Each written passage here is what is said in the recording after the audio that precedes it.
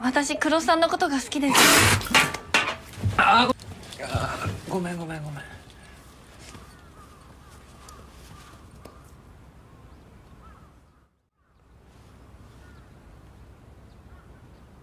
私じゃ、やっぱりダメかな。Keesokan harinya, Kurosu sedang berbaring di kamarnya, membayangkan bagaimana kengerian saat Miechi menggorok leher tetangganya. Ia tak habis pikir, Miechi tak pernah peduli siapa yang akan dibunuhnya. Ia juga khawatir kalau suatu hari nanti, dirinya akan dibunuh sewaktu lagi sayang-sayangnya. Lalu, Miechi datang menghampiri dan berbaring di belakang Kurosu. Tapi sepertinya Kurosu berusaha menjaga jarak dengan Miechi. Kurosu mengatakan hari itu ia tak mau diganggu. Saat pulang kerja, Kurosu bertemu dengan Haruko yang sedang mencari Kawasaki kakaknya. Kurosu berusaha menghindari Haruko, tapi Haruko segera menghampirinya dan menanyakan kabar kakaknya yang sudah lama tak pernah pulang ke rumahnya, juga tak pernah berkabar. Namun siapa sangka Miechi memergoki mereka yang sedang berduaan dan sepertinya ia juga cemburu. Miechi mengajak Haruko untuk mengobrol di kamarnya, tapi Kurosu menghalangi. Ia khawatir kalau Haruko akan bernasib sama seperti kakaknya. Pada hari berikutnya, Haruko datang lagi mengajak Kurosu untuk menanyakan ke pemilik kos terkait keberadaan kakaknya. Karena merasa ikut bertanggung jawab atas ulah Miechi, Kurosu pun menuruti permintaan Haruko. Saat mereka membuka kamar Kawasaki, Kurosu seperti tak kuat menyaksikan apa yang akan terjadi. Khawatir mereka akan menemukan sesuatu yang janggal dan mengetahui kalau Kawasaki telah dibunuh oleh Miechi. Tapi ternyata mereka justru menemukan selembar tiket pesawat ke Thailand. Kurosu akhirnya bernafas lega. Ia tak mengira ternyata Miechi begitu sistematis menyusun rencana dalam membersihkan jejak pembunuhannya. Sepulang dari mengantar Haruko, Kurosu memergoki Miechi sedang bersama dengan laki-laki lain. Sepertinya kali ini giliran Kurosu yang cemburu. Saat makan malam, akhirnya mereka saling sindir dan saling cekcok. Kurosu memeluk Miechi dari belakang agar bisa meluluhkan hatinya. Saat Kurosu mencoba mencium Miechi, tiba-tiba Miechi mengancam Kurosu dengan 2 batang sumpit yang siap menusuk leher Kurosu. Miechi berkata bahwa hal itu belum boleh dilakukan atau Miechi akan membunuhnya.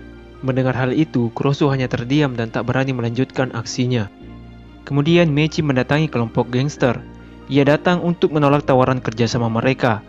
Ya, sebenarnya laki-laki berambut gimbal yang tempo hari bersama Miechi dan membuat Kurosu cemburu adalah anggota mereka yang mengajak Miechi untuk bekerja sama. Meskipun mereka tahu kalau Miechi lah yang membunuh teman mereka beberapa hari yang lalu, tapi sepertinya mereka lebih tertarik ingin mengajak Miechi bekerja sama menghancurkan musuh-musuhnya. Karena Miechi bukan tipikal orang yang mudah dipengaruhi, Miechi meninggalkan mereka dan tetap kekeh pada pendiriannya. Namun ketua gangster itu mengancam Miechi akan merebut Kurosu darinya. Saat pulang kerja, Miechi sedang menunggu Kurosu di depan minimarket tempat Kurosu bekerja. Mungkin Miechi khawatir kalau Kurosu akan diculik oleh gangster tadi. Setibanya di kos, Haruko juga sedang menunggu di depan pintu. Ternyata ia membawa sepucuk surat yang katanya dari Kawasaki, kakak Haruko. Yang isi suratnya mengatakan saat ini kakak Haruko sedang berada di Bangkok. Tapi anehnya, Kawasaki meminta agar surat itu disampaikan juga ke Kurosu. Sedangkan hubungan antara Kurosu dan Kawasaki kan gak terlalu akrab. Sepenting itukah?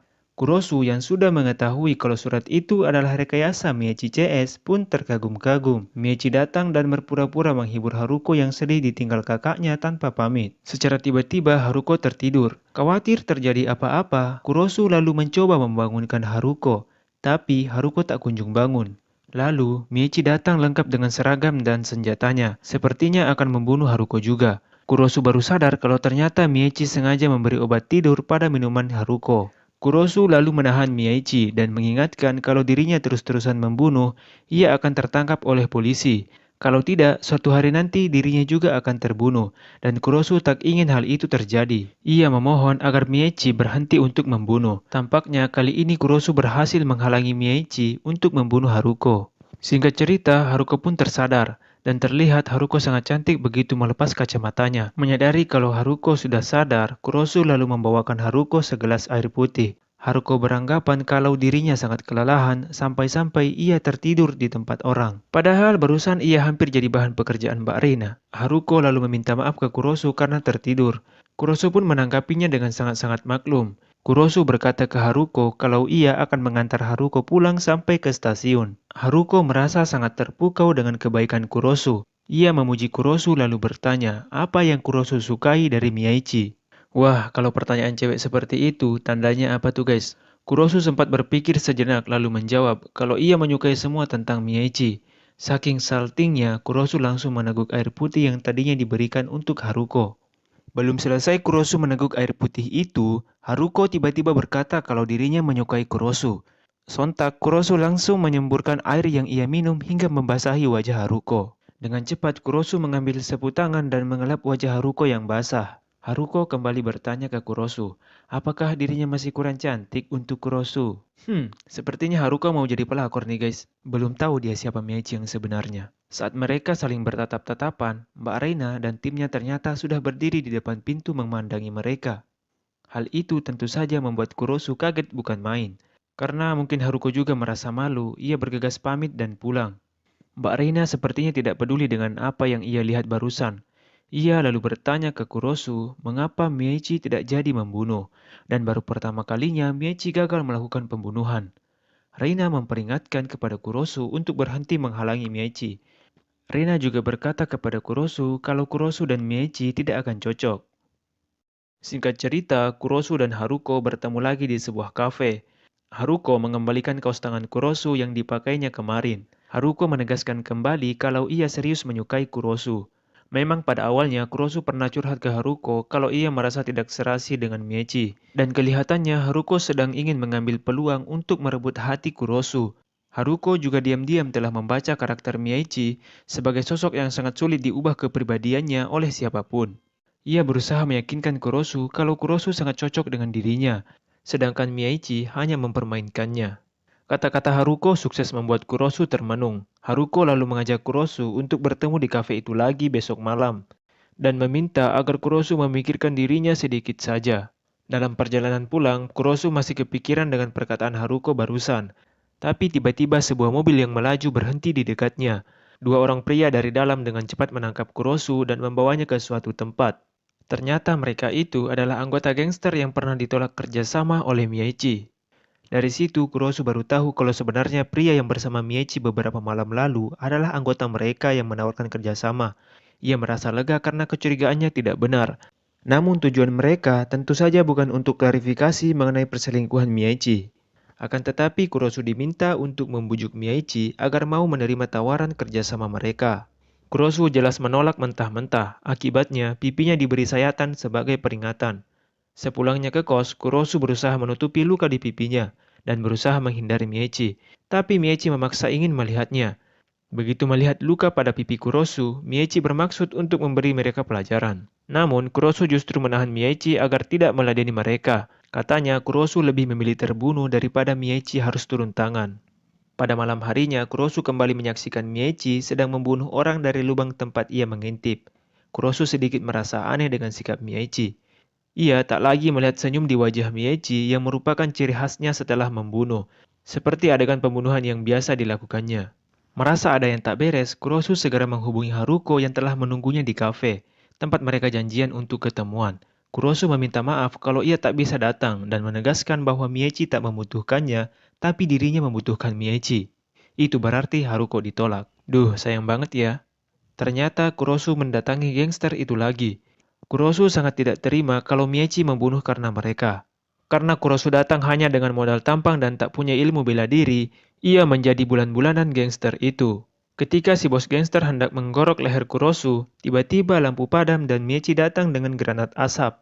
Dengan mudahnya, Miechi menghabisi nyawa mereka semua. Setelah itu, Miechi memapah Kurosu yang bonyok. Miechi lalu menjelaskan kalau yang dibunuhnya tadi adalah rekan mereka juga.